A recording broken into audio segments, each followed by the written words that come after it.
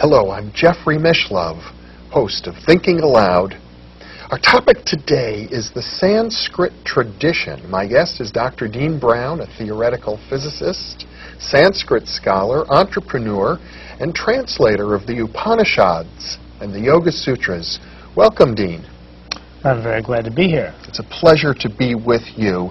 You know, I think many people who speak English don't realize that our own language, as well as most Western languages, have their origins in what is sometimes called the Proto-Indo-European language, which is really the same language from which Sanskrit and the Hindu traditions are derived. Yes, English, Russian, Icelandic, French, Greek are all dialects of a mother tongue that's spoken very widely in India and many parts of the world. We think of ourselves as being Western, and we think of India and its culture as being Eastern, but actually they have not only a common linguistic origin, but a common cultural basis as well. Yes, common thought.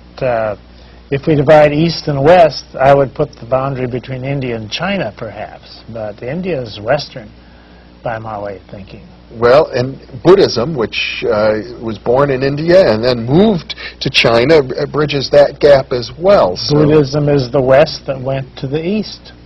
There we have an example of how we're much more intimately related to Eastern culture than we think, and many, many, many words in the English language have Sanskrit origins, or origins that are traceable to the Sanskrit tradition in the earlier Proto-Indo-European language. Oh yes, most of the words in English, say, go back either through the Teutonic Northern European Icelandic route to the Sanskrit or the Vedic, and then through the Mediterranean route, the Romance route.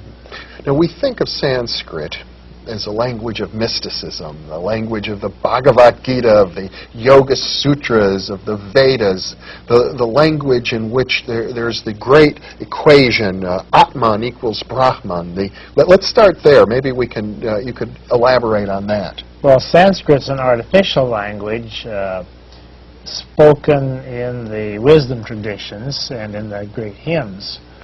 The language spoken in the street in ancient times would be called Vedic.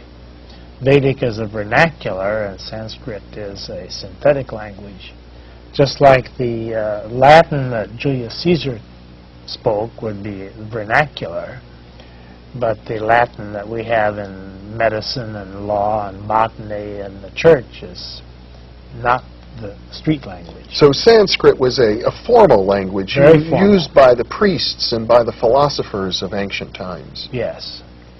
And it is very beautiful, but it wouldn't give you much of an idea of what's actually spoken in the bazaar. But there's a lot of abstractions that we find in Sanskrit that have permeated our modern idiom. Concepts like karma, concepts like Brahma.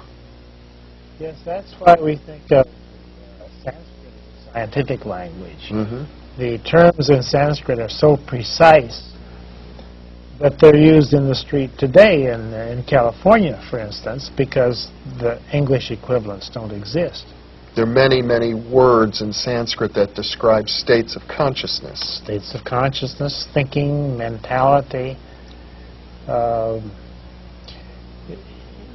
There are other languages that have feelings in them, but Sanskrit has precision for thought and consciousness. And metaphysics. And metaphysics, yes. And cosmology. Itself. Now, you've translated the Upanishads, very ancient and revered sacred texts.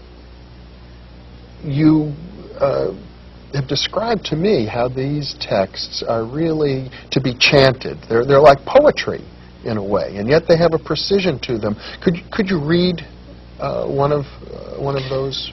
Yes, there are a couple hundred Upanishads known today. And when the rishis, the teachers, started teaching the Upanishads to the Western scholars a couple hundred years ago or 150 years ago, they were very open in chanting them at first, and then they realized that if they're written down, they lose some of the power.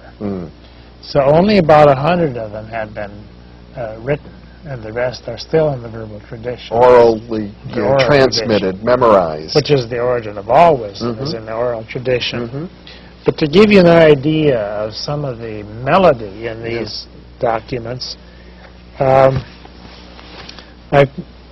take the beginning of the Isha Vashapanishad, which goes like this. Om, The sound of the universe. the sound of the universe, from which we get our modern word of human, Om. Humble. Full that. Full this. From the full, everything has come out. Having taken everything out of it, the full alone remains. Om Shanti Shanti Shanti. Peace. In the world, whatsoever changeful is, all this with the Lord should be enveloped.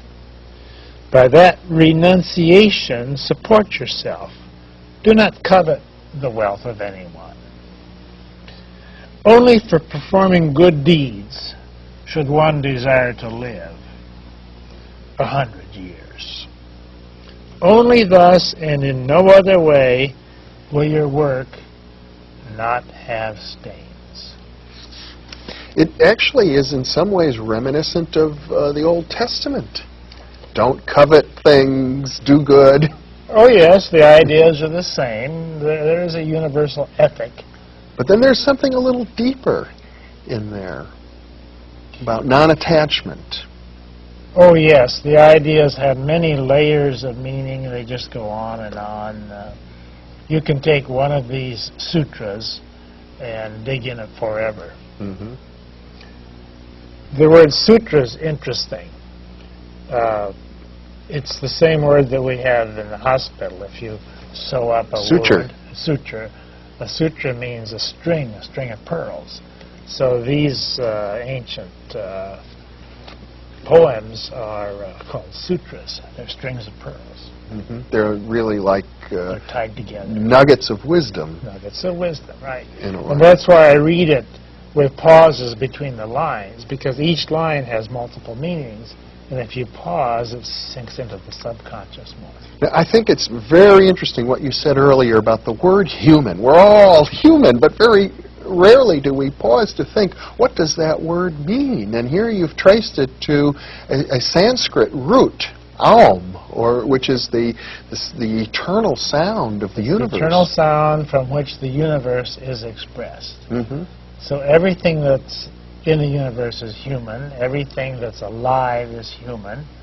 Homo sapiens, among other things, is human, but we won't be around very long. Humanity will prevail long after Homo sapiens has been forgotten. And the Vedic tradition is one that has this sense of eternal cycles. Lots of time. Yes, in the Veda there are epochs of time that come and go like a big wheel. We're coming to the end of an epoch right now, which is one of the worst ones. And the Kali Yuga. The Kali Yuga. And we'll come around to a better time. Yeah. If you don't like these times, hang on. Better times are coming. Well, it's interesting to me, Dean, you have had a career in theoretical physics, and many theoretical physicists, such as yourself, have studied the Sanskrit tradition. Many of the great physicists have made a point of it. Yes, physicists like the Sanskrit tradition because the cosmologies that were written down, how the universe came about, apply pretty much today.